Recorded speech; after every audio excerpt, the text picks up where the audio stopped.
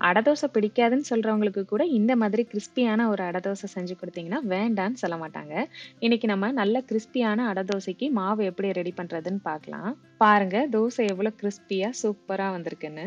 First நம்ம அதுக்கு எடுத்து வச்சிருக்க இட்லி அரிசியோட பாசிப்பருப்பு, கடலைப்பருப்பு, உளுந்தம்பருப்பு, துவரம்பருப்பு இது எல்லாத்தையுமே நல்லா வாஷ் பண்ணி ஒரு 8 மணி நேரம் ஊற வச்சுக்கலாம். அதுக்கப்புறம் ஒரு மிக்ஸி ஜார்லயோ இல்லைன்னா கிரைண்டர்லயோ ஃபர்ஸ்ட்டு வத்தல், ஜீரகம், பூண்டு இந்த 3யும் லைட்டா அரைச்சிட்டு, அதுக்கப்புறமா ஊற வச்சிருக்க அரிசியும் சேர்த்து இந்த மாதிரி அரைச்சு எடுத்துக்கலாம். அப்புறமா அதுல மஞ்சள் தூள், உப்பு இந்த 2யும் சேர்த்து நல்லா மிக்ஸ் பண்ணி வச்சுக்கணும். நெக்ஸ்ட்டு ஒரு பேன்ல எண்ணெய் சேர்த்து சூடானதும் அதுல கடுகு, உளுந்தம்பருப்பு, வெங்காயம், காயப்பொடி சேர்த்து லைட்டா மிக்ஸ் பண்ணிட்டு அதையும் அந்த மாவோட சேர்த்துக்கலாம்.